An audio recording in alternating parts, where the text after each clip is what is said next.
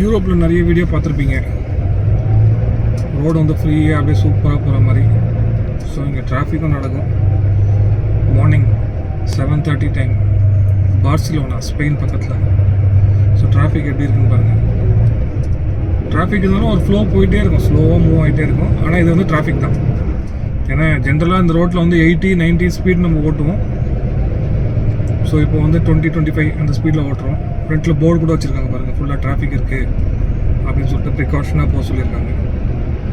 So இங்கே எல்லாமே வந்து போர்டெல்லாம் அந்தந்த லாங்குவேஜில் தான் எழுதியிருக்கோம். இப்போ ஸ்பெயினில் இருக்கிறதுனால ஸ்பானிஷில் எழுதியிருக்கு, ஃப்ரான்ஸை கிராஸ் பண்ணுவோம் ஃப்ரெஞ்சில் எழுதியிருக்கோம், ஜெர்மனி கிராஸ் பண்ணுவோம் ஜெர்மனில் எழுதியிருக்கோம். ரொம்ப ரேராக இங்கிலீஷில் சில இடத்துல போட்டிருப்பாங்க, ஆல்டர்னேட்டாக போட்டிருப்பாங்க, அவ்வளோதான். ஸோ இதை பார்த்துட்டு தான் நம்ம போய் ஆகணும். ஸோ ஒரு லாங்குவேஜும் பேசிக்ஸ் கொஞ்சமாவது நம்ம தெரிஞ்சிருக்கணும். ஏன்னா ஒரு கண்ட்ரியில் வந்துட்டு ஹாய் எப்படி சொல்கிறது, குட் மார்னிங் எப்படி சொல்கிறது, தேங்க்யூ எப்படி சொல்கிறது. நம்ம நினச்சிட்டு இருக்கோம் இங்கிலீஷ் பேசினா வந்து யூரோப் ஃபுல்லாக சூப்பராக சுற்றலான்னு சொல்லிட்டு. ஆக்சுவலி பார்த்தீங்கன்னா western Europe, England, Scotland, Ireland, இங்கெல்லாம் தான் இங்கிலீஷ் பேசுவாங்க. ஈஸ்டர்ன் யூரோப்பில் ஃபுல்லாக பார்த்தீங்கன்னா அவங்க நேட்டிவ் லாங்குவேஜ் தான் பேசுவாங்க. ஃப்ரான்ஸு, ஜெர்மனிலாம் ஓரளவுக்கு பரவாயில்ல. சில பேர் இந்த கமர்ஷியலாக அந்த கடையில் இருக்கிறவங்க, சில மெயினில் இருக்கிறவங்கலாம் சில பேருக்கு இங்கிலீஷ் தெரியும். இன்னும் வந்து வெஸ்டர்னில் போயிட்டிங்கன்னா, அந்த லாட்வியா, லித்வேனியாலாம் போயிட்டிங்கன்னா அவங்களுக்கு நம்பர்ஸ் கூட வந்துட்டு இங்கிலீஷில் தெரியாது. 1, 2 கூட அப்படி கூட தெரியாது, தேங்க்யூனா கூட தெரியாது. ஸோ இங்கிலீஷ்ன்றது உலகம் ஃபுல்லாக சுற்றலான்றதே ஒரு மித் தான் ஆக்சுவலி. அமெரிக்கா, கனடா அந்த மாதிரி போனீங்கன்னா இங்கிலீஷ் மெயின். ஆஸ்திரேலியா போனீங்கன்னா இங்கிலீஷ் ஓகே.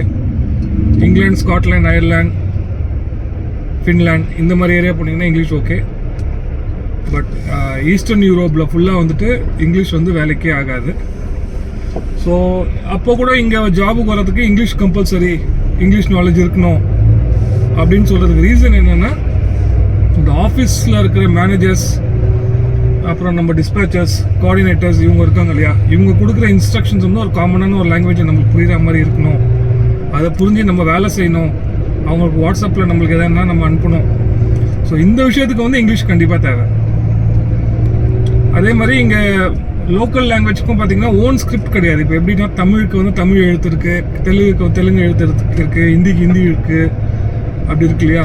அது மாதிரி தான் ஜெர்மன், ஃப்ரான்ஸு, ஸ்பானிஷு இவங்க எல்லாத்துக்குமே வந்து ஸ்கிரிப்ட் கிடையாது. எல்லாமே வந்து இங்கிலீஷில் தான் எழுதுவாங்க, அதை அவங்க லாங்குவேஜில் எழுதியிருப்பாங்க.